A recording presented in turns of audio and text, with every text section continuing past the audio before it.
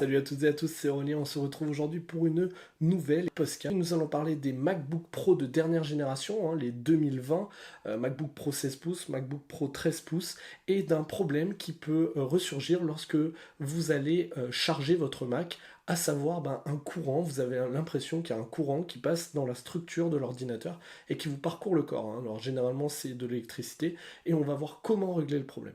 Deuxième chose, on va découvrir aujourd'hui l'application N26, qui est l'application de la néobanque N26, disponible uniquement sur Internet. Et on va voir une fonction qui me plaît vraiment, c'est la fonction des espaces et qui devrait exister dans l'ensemble des banques du marché. Et enfin, on découvrira une application qui va vous permettre, si vous êtes comme moi, adepte des comics, mais que vous êtes un petit peu perdu parce qu'il y en a énormément, qui va vous permettre, c'est un guide de lecture tout simplement, qui va vous donner des billes pour bien commencer dans l'univers des comics et que ce soit Marvel, DC Comics, etc. Et vous allez comme ça pouvoir regarder un petit peu la chronologie et commencer par le premier. On parle donc des MacBook Pro et de la charge.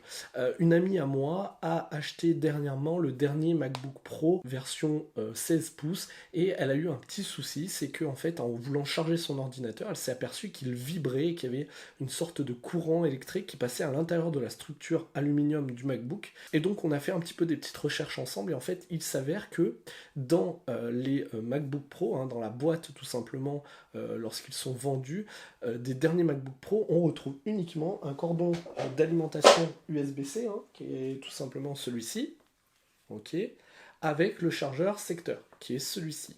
D'accord. Donc le chargeur secteur dispose d'une prise et on branche la prise directement sur notre secteur électrique de la maison. Ce qui se passe, c'est que cette prise secteur n'est pas reliée à la terre. Et oui, on n'a que deux petites branches. L'électricité passe à travers la structure aluminium. Alors lorsque vous demandez à Apple, ils vous disent que c'est normal, que ça peut arriver et que ça n'endommage pas le MacBook. Mais vous vous retrouvez quand même avec un petit souci, c'est que dès que vous avez envie de bosser sur secteur, vous vous retrouvez avec un Mac qui prend l'électricité, qui prend le jus. Alors la solution qu'on a trouvée, c'est tout simplement d'acheter, alors oui, ou alors de récupérer un cordon d'alimentation qui était disponible dans les anciennes versions et qui va venir se brancher tout simplement directement au cul du chargeur secteur. D'accord. Donc ce cordon d'alimentation, c'est une sorte de rallonge, il va vous permettre d'avoir un fil un petit peu plus long, et surtout ce qui nous intéresse, c'est ceci. Alors on va pas le voir vu qu'il n'y a pas la mise au point, mais on a bien les deux branches et on a la prise terre au milieu. Et à partir de là, on n'aura plus aucun souci pour brancher son ordinateur, travailler dessus, sans avoir de courant qui passe. Testez à présent l'application N26 et plus particulièrement la banque N26, qui est une banque en ligne qui, pour 0 € vous promet de nombreux avantages. En effet, vous n'avez aucun frais de banque sur N26 et vous avez des options qui vont vous permettre de bien réguler votre budget. Et je vais vous parler aujourd'hui d'une fonction qui est vraiment géniale, qui devrait exister partout. C'est la fonction des espaces. Alors on va regarder tout de suite de quoi il s'agit. Alors je me retrouve ici sur mon compte N26 et puis je vais aller dans l'onglet espace. Et donc dans l'onglet espace, on peut voir ici que je me retrouve avec 3 espaces. Ce sont mes 3 espaces personnalisés. Si vous en voulez d'autres, c'est payant. Ils sont compris dans la formule à 10 € par mois qui vous donne encore plus d'avantages. Ces 3 espaces, c'est moi qui les ai créés. J'ai un espace appelé épargne d'urgence, un espace appelé MacBook Pro, et puis un 3e espace appelé accessoires jeux PS5. Ça, c'est du personnel, c'est du loisir. Comme vous l'avez vu, on peut masquer les sommes existantes dans ces espaces, et donc on va pouvoir jongler et transférer notre argent librement entre ces 3 espaces. Tout d'abord, on va voir comment facilement créer, ou plutôt modifier, un espace. Je vais par exemple aller dans l'espace accessoires et jeux PS5, et je vais aller dans paramètres, on va voir un petit peu ce qui s'y cache. Donc là, je vais avoir plusieurs choses.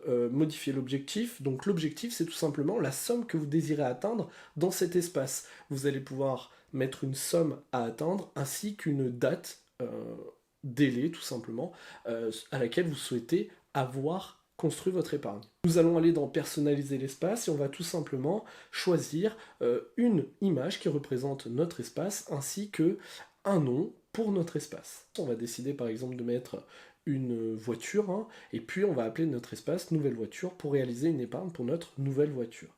Et après, comment ça se passe? C'est très simple.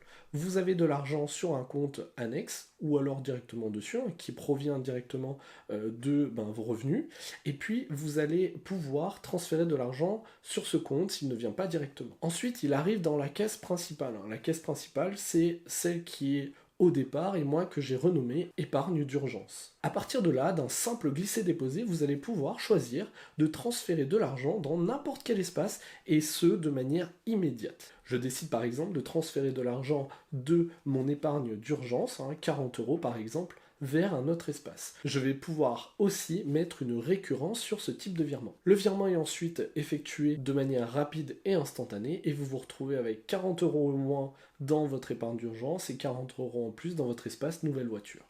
J'adore ce système parce qu'il rappelle étrangement les petits cochons qu'on avait lorsqu'on était enfant. On mettait une petite pièce par-ci, une petite pièce par-là, et à la fin, on avait du coup différents types d'épargne. Ça évite d'avoir différents comptes, et surtout, c'est tout réuni au même endroit, et super facile d'utilisation. Donc vraiment, je vous conseille cette banque rien que pour ces espaces-là, parce que moi, c'est ce qui m'a permis d'épargner le mieux, c'est-à-dire l'argent n'est pas dans un gros bocal, mais vous fabriquez vos petits bocaux, et ça c'est quand même génial. Et pour terminer, je vais essayer de vous faire découvrir un site internet qui s'appelle superbelette.fr et qui est un site qui va vous permettre de débuter facilement les comics lecture, si jamais vous êtes un petit peu perdu dans ce monde merveilleux. On se retrouve donc sur la page d'accueil du site et on va voir qu'on a 3 grandes parties. Commencer les comics avec des petits conseils pour bien débuter. Et puis ensuite, guide Marvel et guide DC Comics. On va voir par exemple, moi j'étais intéressé par commencer Spider-Man. Je suis vraiment hypé en ce moment par Spider-Man. Et vraiment, je voulais recommencer la série de comics Spider-Man du début. Donc, je vais tout simplement dans Spider-Man ou Spider-Man, selon si vous êtes français, anglais ou si vous savez parler les deux. Et on a ici tout un article qui vous explique tout sur Spider-Man, à savoir quels sont les différents runs. Alors quand on parle de comics, on va parler de runs, c'est-à-dire tout simplement des sagas ou alors des sortes de collections qui ont été écrites par un seul auteur ou plusieurs et qui sont regroupées. Donc par exemple, moi j'ai commencé les comics Spider-Man avec le run de Monsieur Straczynski. On va dessus et donc on regarde un petit peu. Ici on clique sur donc tome 1. Donc si on va par là, ça nous emmène directement sur un site de vente en ligne.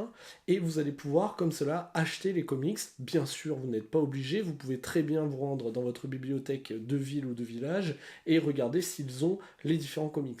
Ça permet d'avoir la chronologie complète selon ce site-là des comics à lire tout simplement. C'est toujours un peu le souci lorsqu'on regarde une série, lorsqu'on suit par exemple tout l'univers Marvel avec les Avengers, etc. C'est de commencer par le début et de reprendre vraiment à la base de la base l'histoire pour ne pas être paumé par la suite. Et donc vraiment ce site internet est super parce qu'il va vous permettre de ne pas s'égarer dans cette multitude de comics. Voilà, c'est terminé pour cette podcast, j'espère que ça vous a plu. Si ça vous a plu, n'hésitez pas à commenter, liker, partager, vous abonner. Et je vous dis à bientôt pour une prochaine podcast. En attendant, thé ou café, c'est comme vous voulez, mais n'oubliez pas la podcast. Salut.